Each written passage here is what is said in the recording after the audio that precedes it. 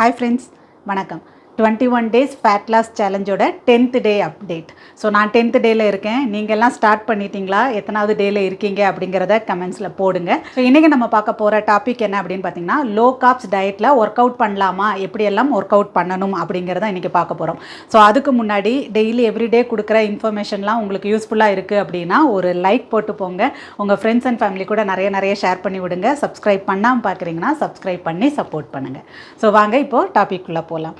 So low corps diet, அதாவது நான் rice இல்லைனா கோதுமை, அதுக்கு உள்ள சிம்பிள் கார்ப்ஸான அரிசி, சாதம், இட்லி, தோசை, இல்லை வடை, பூரி, சப்பாத்தி, இந்த மாதிரி இதெல்லாம் சாப்பிடலை அப்படின்னோடனே எல்லாருக்கும் என்ன தோணும்னா, ஐயோ நான் இதெல்லாம் சாப்பிடல, எனக்கு எனர்ஜி இருக்குமா, என்னால் எக்ஸசைஸ் பண்ண முடியுமா அப்படின்னு தோணும். ஆனால் நான் முதல் நாள்லேருந்தே ஒவ்வொன்றா நம்ம எக்ஸ்பிளைன் பண்ணிட்டு வர்றதை பார்த்தா உங்களுக்கு நல்லா புரிஞ்சிருக்கும். நம்ம பண்ணுறது லோ கார்ப்ஸ் டயட் தான், லோ கேலரிஸ் டயட் கிடையாது. அதாவது வெறும் காய்கறிகள், பழங்கள், சூப்பு மட்டும் குடிச்சிட்டு அப்படி பட்னி கிடக்கிறோம் அப்படிங்கிறது கிடையவே கிடையாது.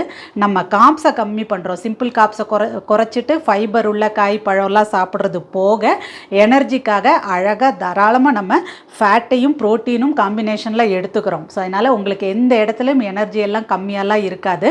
தாராளமாக நீங்கள் ஒர்க் அவுட் பண்ணலாம்.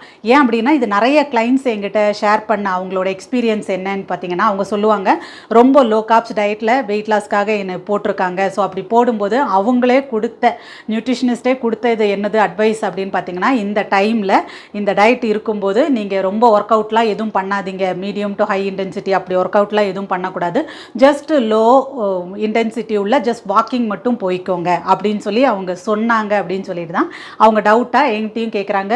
ஒரு பேர் 2 பேர் இல்லை, நிறைய பேர் கேட்பாங்க, இப்படி லோ கார்ப்ஸ் டயட்னா ஒர்க் அவுட் பண்ணலாமான்ட்டு.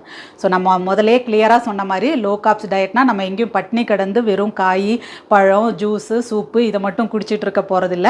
நம்ம அது கூட நல்ல ப்ரோட்டீன் அண்ட் ஃபேட் சோர்ஸும் எடுத்துக்க போகிறோன்றனால உங்களுக்கு எனர்ஜி எந்த விதத்துலேயும் கம்மியாக இருக்காது.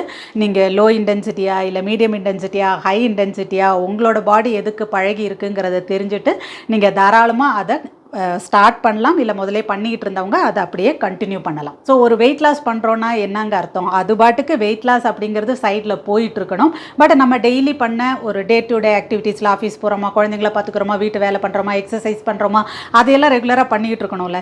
இதை பண்ண போகிறோன்றனால ஐயோ என்னால் வேறு எதுவும் எக்ஸசைஸ் பண்ண முடியாது, கஷ்டமான வேலையெல்லாம் எதுவும் செய்ய முடியாது, இப்படியெல்லாம் நான் எப்போ பார்த்தாலும் படுத்துகிட்டே ரெஸ்ட் எடுப்பேன் அப்படின்னா இருக்க முடியும். இப்படியெல்லாம் பண்ணுறது அப்படிங்கிறது கரெக்டான ஒரு ஹெல்தி வே ஆஃப் வெயிட் லாஸ்ங்கிறதே கிடையாது. நம்ம லைஃப் ஸ்டைலில் சேஞ்சஸ் கொண்டு வரணும். அது கூட சேர்ந்து வெயிட் லாஸ் அப்படிங்கிறது பை ப்ராடக்டாக ஆட்டோமேட்டிக்காக நடக்கணும். அதை தான் நம்ம எப்போவுமே இன்சிஸ்ட் பண்ணிகிட்டே இருப்பேன். So no restrictions to do any workout இந்த லோ கார்ப்ஸ் டயட்டில் இருக்கும்போது. ஸோ என்னென்ன ஒர்க் அவுட் நான் முதலே சொன்ன மாதிரி, நீங்கள் சப்போஸ் ஜஸ்ட் லோ இன்டென்சிட்டியில் ஒரு பிரிஸ்க் வாக்கிங் மட்டும் தான் செஞ்சு பழக்கம்னா நீங்கள் அதில் பண்ணுங்கள்.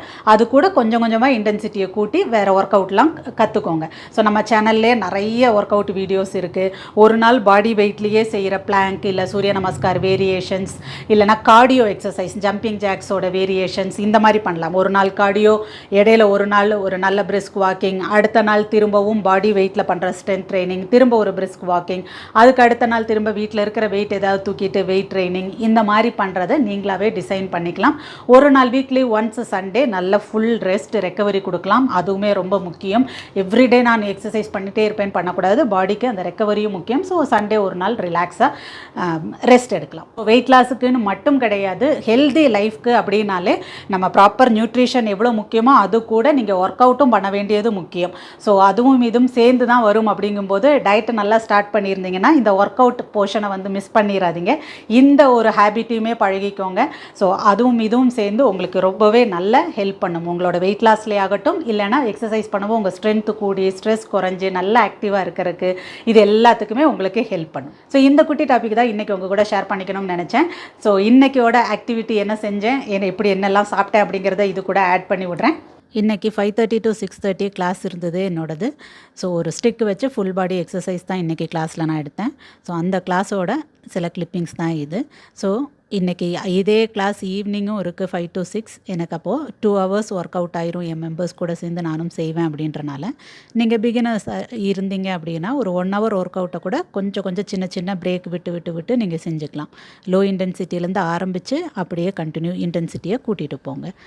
அடுத்து பசிக்கும்போது இன்றைக்கி எக்ஸசைஸும் பண்ணனால ப்ரோட்டீன் பவுட்ரு வச்சு mug cake, protein mug cake and cream coffee ரெண்டோட ரெசிபியுமே நான் ஷார்ட்ஸில் போட்டிருக்கேன், நீங்கள் ரெஃபர் பண்ணிக்கலாம். அப்புறம் மத்தியானம் பசிக்கவே இல்லை, அது நல்லா ஹெவியாக இருந்துச்சு.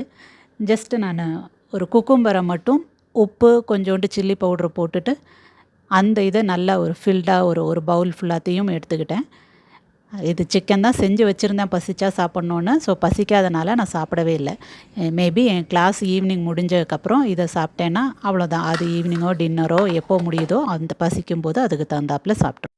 ஸோ இன்றைக்கி பண்ண ரசமும் இருக்குது. ஸோ பார்ப்போம் ரசம் கூடயா இல்லை தயிர் கூடயா, அப்போ மூடு எப்படி இருக்குங்கிறத வச்சுட்டு அது கூட இந்த சிக்கனை பசிக்கும்போது சாப்பிட்ருவேன். மறந்துட்டேன். அதே மாதிரி நேற்று தான் அவுட் சைட் ஃபுட்டு எப்படி இந்த டயட்டில் நம்ம மேனேஜ் பண்ணுறதுன்னு பார்த்தோம். எக்ஸாக்டாக நான் வீடியோ அப்லோட் பண்ணிவிட்டு நைட்டே வெளியே இருந்து ஆர்டர் பண்ணுற மாதிரி இருந்துச்சு. ஸோ நான் உங்கள்கிட்ட ஷேர் பண்ண மாதிரியே சிக்கனோட ஸ்டார்டர் வாங்கிட்டு அதில் மட்டும் 2 பீஸ் சாப்பிட்டேன், அவ்வளோதான். ஓகே, அடுத்த விஷயம் வெயிட்டு கூடவும் இல்லை குறையவும் இல்லை, அதே இதில் இருக்குது. நீங்கள் டெய்லி வெயிட்டை செக் பண்ணாதீங்க ப்ளீஸ். இதே மாதிரி ஒரு யூஸ்ஃபுல் டாப்பிக்கோட நாளைக்கு வந்து 11th டேயோட அப்டேட் கொடுக்குறேன். Until then bye, take care, be happy and stay fit.